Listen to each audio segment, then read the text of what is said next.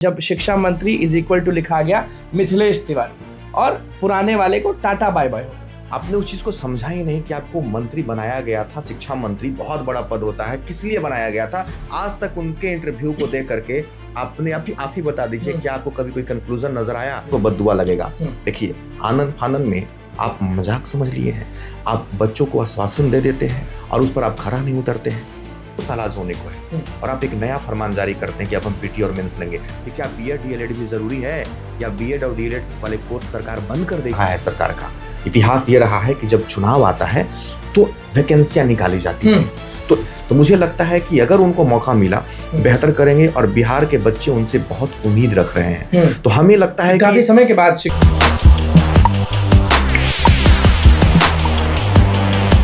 देखिए, नए शिक्षा मंत्री तो वादा कर दिए हैं कि जो भी करेंगे अभ्यर्थियों के हित में करेंगे और जल्द से जल्द करेंगे। नमस्कार, मैं अनुकुल तिवारी और आप वॉइस अप देख रहे हैं। ये शिक्षा मंत्री से तो लोग अभी बम है थोड़ा थोड़ा, क्योंकि अभी ही आए हैं। अब क्या करते हैं क्या नहीं करते हैं वो देखने वाली बात होगी।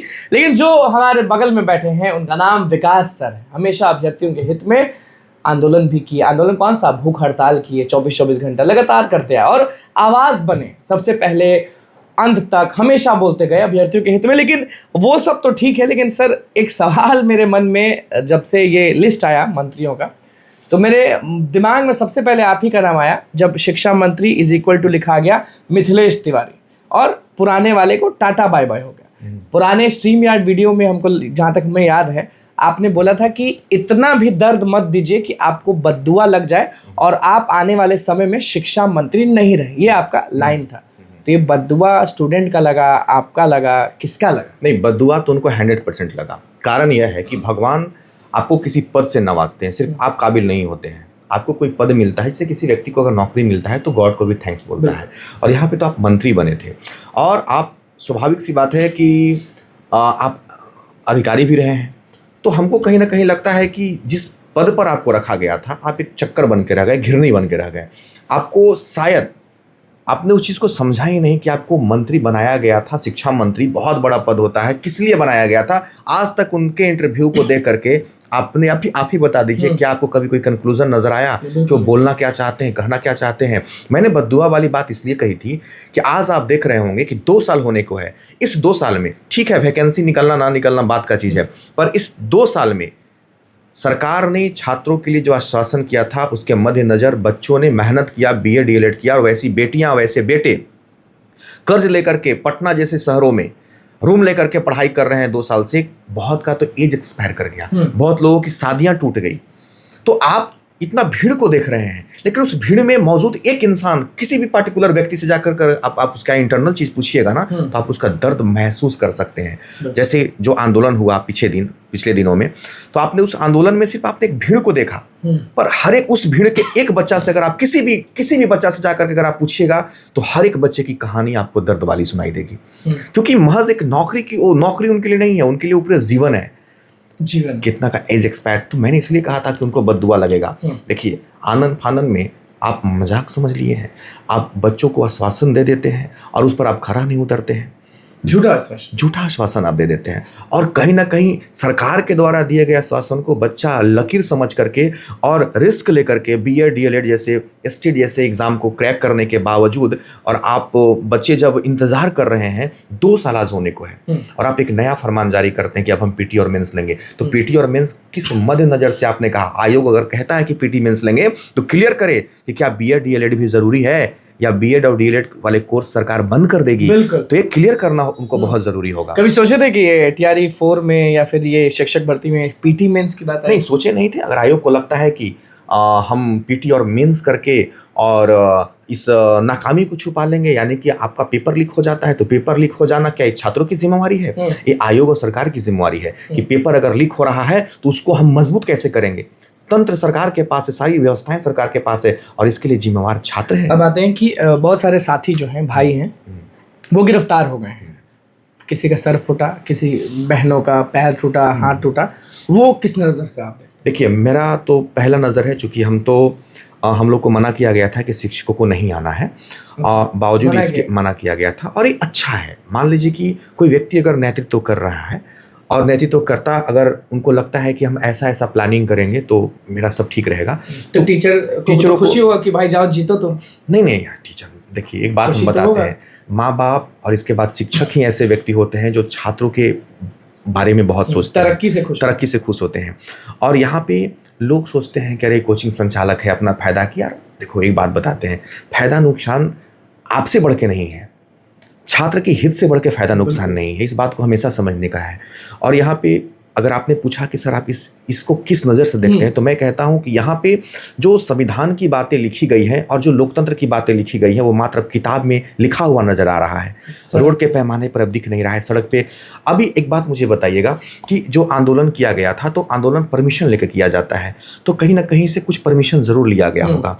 और आंदोलन करने वाला व्यक्ति या छात्र को थोड़ी अंदाजा था कि इतना भीड़ हो जाएगा। और पिछले दिनों का जो भीड़ था, इस जो आंदोलन में भीड़ था, आप लास्ट आंदोलन की भीड़ को देखिएगा तो यह एक बयां करता है कि बिहार की जो स्थिति है रोजगार और बेरोजगारी की, आप यहीं से अंदाजा लगा सकते हैं कि बेरोजगारी चरम सीमा पर है। और दर्द इसलिए है कि आप नहीं कहते तो बेहतर था। और एक एग्जाम्पल हम बताना चाहते हैं, सिर्फ इस एग्जाम की बात नहीं है, आप बीएसएससी इंटर लेवल की बात करें, आप लाइब्रेरी की बात करें, अन्य ऐसे एग्जाम बहुत सारे हैं जो पेंडिंग में पड़े हुए हैं। ये तो मात्र एक उदाहरण है जिसको लेकर के रोड जब भी किसी नेताओं के पास जाते हैं, लगातार इंटरव्यू लेते रहते हैं, तो नेता लोग कहते हैं कि स्टूडेंट को बोलिए पेशेंस रखे, जब 1 2 3 दिए हैं तो 4 भी देंगे, जब कह दिए हैं कि सितंबर तो काहे हल्ला करते हैं। नहीं, इतिहास रहा है सरकार का, इतिहास ये रहा है कि जब चुनाव आता है तो वैकेंसियां निकाली जाती हैं, तो ये जग जाहिर है लालच देने के लिए कि वोट आप हमें। अगर कोई भी राजनेता ये कहते हैं तो फिर हम कहते हैं कि उनको फिर बद्दुआ लगेगा।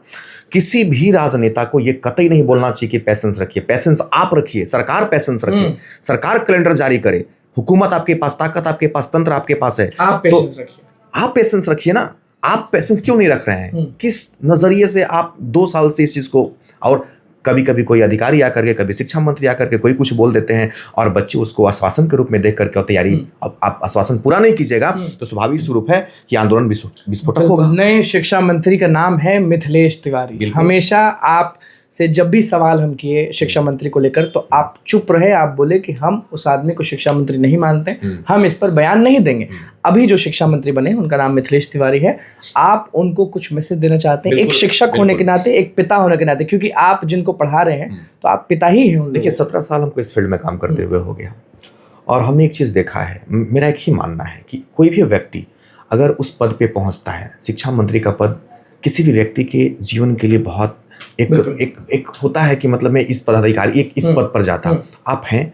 और मिथिलेश तिवारी सर से मैं यही कहना चाहूँगा कि सर जो दाग लगा है पीछे कुछ दिनों में, उस दाग को आप धोइए। और मैंने उनका कुछ वीडियो इंटरव्यू देखा, बेबाक बोलते हैं वो, बहुत अच्छा बोलते हैं, तो मुझे लगता है कि अगर उनको मौका मिला तो बेहतर करेंगे। और बिहार के बच्चे उनसे बहुत उम्मीद रख रहे हैं, तो हमें लगता है काफी समय के बाद शिक्षा मंत्री बदले ऐसा व्यक्ति। अब देखिए पीछे वाले भी तो IAS IPS वो पदाधिकारी ही थे, तो लोग उनसे भी उम्मीद रखा था, लेकिन वो खरे नहीं उतरे।